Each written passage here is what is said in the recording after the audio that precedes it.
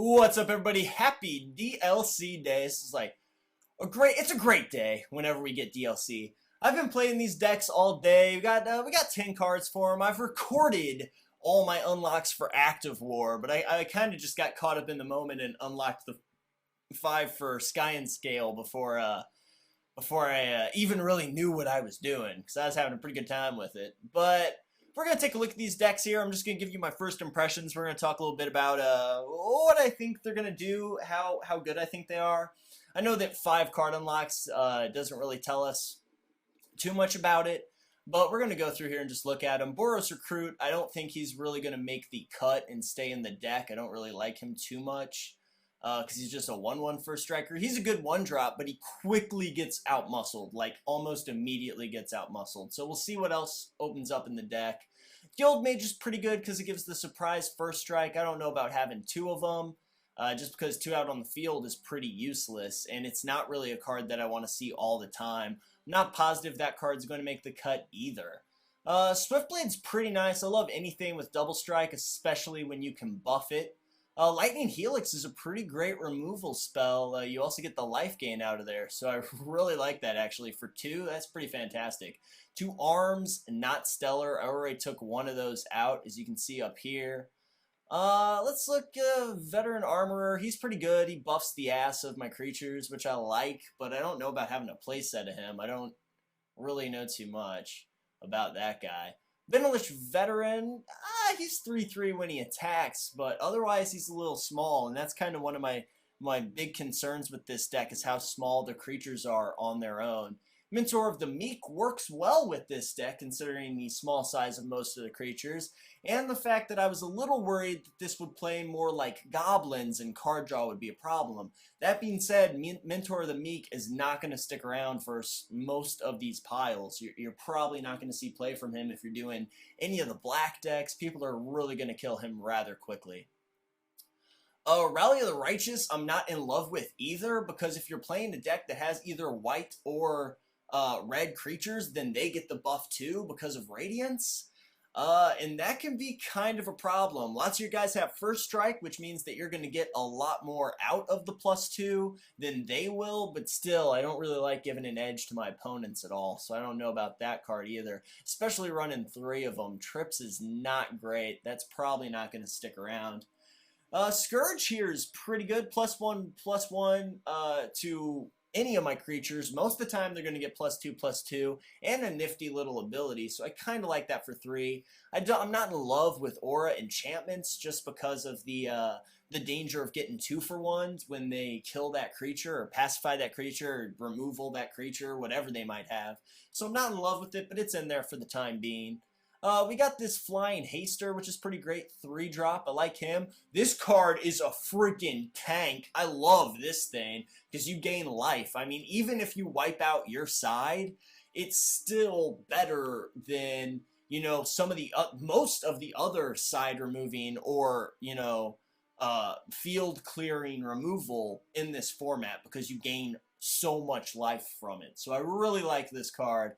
It can be kind of sad because you're going to need so much mana to take out something big like a 7/7, but remember that you can attack in or defend since your creatures will die anyway, and go ahead and lower that down to within your mana casting range. You can lower its defense down by attacking into it or defending against it and then dropping this card. It's sorcery, so not defending against it. That's a bullface lie. But still a great card. I love it. I wanna make the sweet lovin's to it. Faith's Fetters, it's clunky. It's clunky, but it's removal. I don't know. This deck has other removal, so I don't know if it's gonna stick around. It's only 4. It's like a really expensive pacifism that gives you 4 life. So I don't know about that. I don't know about having 2 of these guys. It's kind of just like a more expensive Goblin Bushwhacker. It gives him haste, gives him +1/+1. I don't know about him. This works surprisingly for me. This works a lot better than I thought it would. It's going to stick in for a while.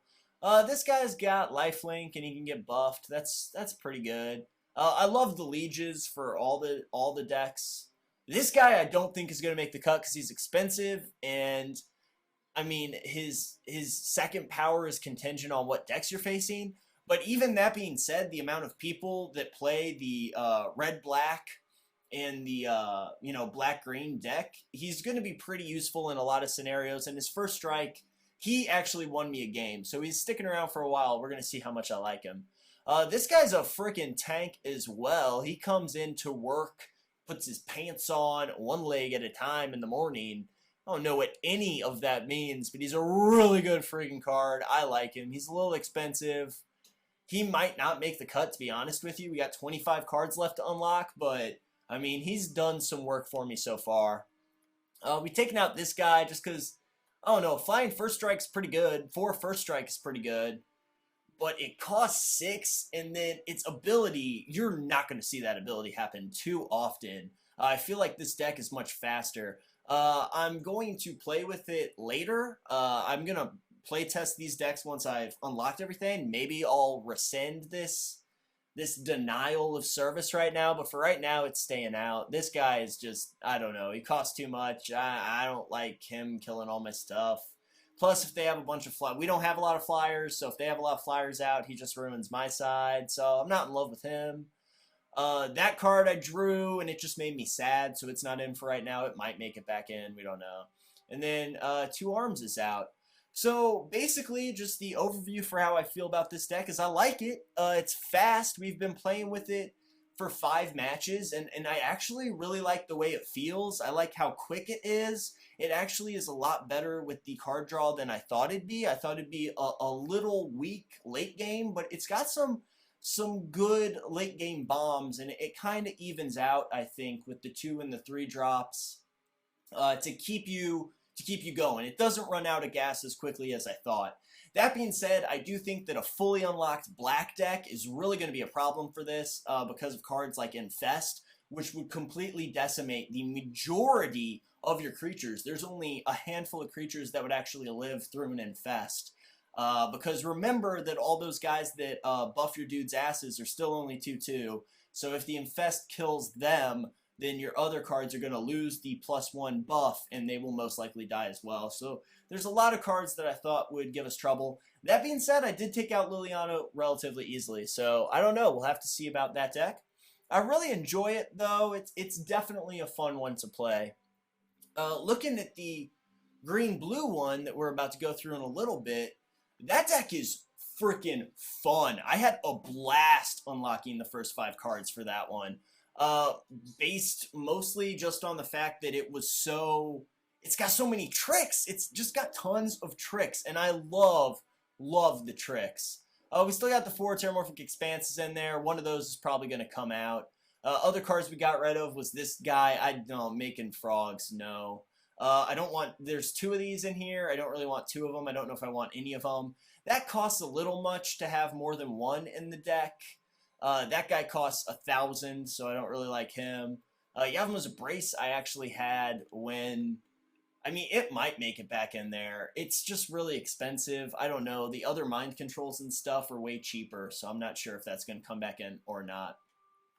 Looking at the rest of the cards, we got Terramorphic Expanse, Groundswell, which I actually really like this card, because if you lay to land this turn, it's 1 mana for a +4/+4. Titanic Growth costs 2 mana. So, I mean, it is a little conditional, but even still, it's going to give your dude, it's either a tiny gigantic growth or giant growth, or a really cheap Titanic Growth. So I like it for right now. It's definitely staying in. Hung Fi is removal. I mean, it's removal for one of your dudes. You can chump block and then end up getting a 3/3 out of it, or it's removal for one of their huge guys. This deck doesn't have a whole lot of removal, so you got to kind of keep that around. We got this Snake. He gets you cards, so he's in there. I like him. I like him a little bit. There's a lot of them, but he's probably going to stay in, I imagine. The Skyfolk 2/2 flyer, it's pretty good. It's not bad. Regrowth, amazing.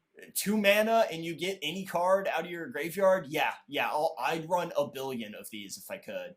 Claustrophobia, I don't know. Sorcery speed removal is not really my thing, but I don't know how much removal this deck is going to give me, so we don't know about that. This card freaking shows up to work early. This son of a bitch is at the office at 6:45, collating copies and just freaking doing TPS reports, because this thing shows up in this deck. There's a lot of card draw in this deck, and this thing gets real powerful. He's a 3-drop, and on your next turn, he's going to be a 3/3. A lot of times he'll be a 4/4 if you play it right. So he's pretty good. I like him. You've got 2 of them in there. This guy's pretty nice just for contingency. He's going to shut down a lot of the win combo strategies, like the infinite turn strategy and stuff like that for some of the decks. So I kind of like him because he's gonna destroy artifacts and enchantments for you. So that's kind of nice. This is basically just murder in this deck.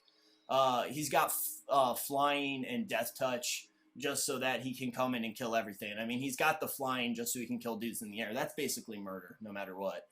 So I like that card being in there. This is one of the cards that help. I don't know. It's like this weird sea lion lady thing, but it gets you a card, so I like it. I'm not in love with this. 3/3 flying trample. It's probably not going to make the cut. It's a 4-drop. I'd be surprised if that stayed in there, especially frickin' 3 of these guys. Another card I'm not super in love with is the Simic Ragworm here. You untap him, but he's a 4-drop for a 3/3. Not super in love with it. He's basically got Vigilance, but you have to pay 1 for him to have Vigilance. So, I don't know. I'm not in love. Ether Mutation can be good. It can be bad, too. We'll have to see what other kind of cards. I mean, it looks like the 6th card we're going to get is another one of these. I'm not going to run 3 of them, but I don't know. It's a card. It'd be better if it wasn't converted mana cost, if instead of converted mana cost, it was like a power or toughness or something like that. But, I mean, this is still a good card. I probably won't run 2 of them, though. This guy I don't really like at all. There's other ways to destroy artifacts and enchantments. If they give me a couple more ways, I'll probably get rid of this guy. He's situational to whether or not he's good, so he's not that great. This dude is friggin' amazing. You use that friggin' baboonization card on this guy, you get a 3/3, and you get 2 oozes. That's just one of the tricks that you can pull with this deck. There's a lot of stuff you can do. So that guy's pretty good. He's definitely in there. This guy's in there all day long, giving you +1/+1 to everything. Plus, everybody gets Vigilance, so that's pretty good. He's only 5. I mean, I'd run him just if he buffed side that much, because that's just great. +2/+2? Yeah, I'll take it. This guy surprisingly does work. I didn't think he'd be that good, but he lets you grip up, and that's really big in this deck. He's gripping up those cards. So, actually surprisingly good. He's a little late game, weighing in at a 5-drop. Just remember that if you're going to attack with him, don't lay land. Don't lay land until after you attack. So grip up your 2 cards, have whatever you have, 5 cards, 7 cards, whatever in your hand. Just don't lay land until after your attack. Never do that. That's bad times. Like him a lot. Fable of Wolf and Owl, I'll keep 1 of them in here. I'm not going to run 2 of them, but it's kind of nice late game to have it in there. It's a pretty good card. This guy, oh my god, I want this to be good. I really want this to be good. And I read it and I look at it and I'm like, this is a good card. I've played him once and he didn't get killed, but my feeling is that when we're in multiplayer scenarios, people are just going to refuse to kill this guy, and he's a 6/6. He's costly. He costs 7, but I feel like he's going to get in there for 6 a lot. People are either going to not block him so you can get him for 6, or they're going to defend you all weird. I mean, I know that just the amount of creatures that we can pretty much get everybody onto the field. Just straight onto the field. Unless they have mass removal in their hand, I don't think they're going to want to deal with this guy. So he's in there for the tricks against living opponents. And then, of course, we got the Simic Sky Swallower, Flying Trample Shroud. Once he hits the table, he's on the table. So he's in there. He's a 6/6 for 7, which isn't terrible. And the fact that you pretty much can't get rid of him makes me pretty happy with him. Overall, I love these 2 new decks. I think they're a lot of fun. I think they're going to be a lot of fun to play. I'm going to be uploading a lot of videos of just me unlocking the cards, and then we're going to play test a little bit, and then we're probably going to take them online. I didn't really know that we'd be doing this already, so I have other Let's Plays in the holster, but this like surprise DLC, it was just too good to pass up. So we're going to be covering this for a little bit, so I hope you guys enjoy it. And, happy DLC day. I hope you're having a fun time out there. These decks are pretty badass. I'm really enjoying playing with them. So, I'm excited to see what other cards we unlock. I don't like to spoil it. I like to play through and unlock them. And I also never like pay to unlock or anything, just because I like to play test as I unlock and kind of find out which cards are good and which cards are bad. So, thanks a lot for watching the episode, you guys. I hope you are, figuring out the tricks in these decks. I mean, both decks have some pretty good tricks, and I think that they're really going to open up and not dominate the online scene, but I like the way that the matchups are looking so far. I think they're pretty well balanced. So, thanks for watching, you guys. See you next time.